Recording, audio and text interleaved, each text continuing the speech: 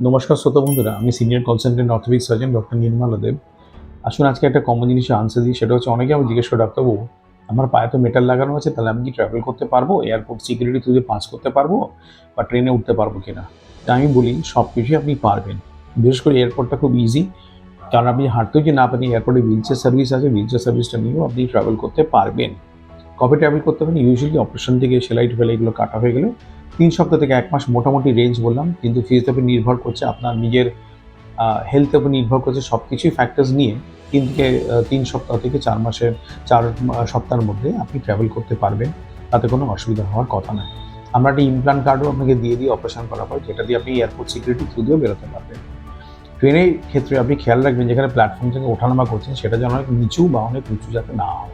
তাহলে in that case আপনার platform থেকে জাম্প ডিসটেন্সটা অনেক হাই হয়ে যায়। যদি মোটামুটি কমফোর্টেবল হাইটে থাকে, আপনি ওঠানামা সব কিছুই ট্রেনে ট্রাভেল করা আপনার পক্ষে সম্ভব।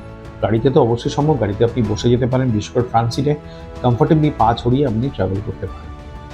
আজকে শোনার জন্য অসংখ্য ধন্যবাদ।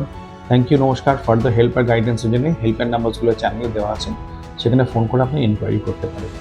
Thank you once again.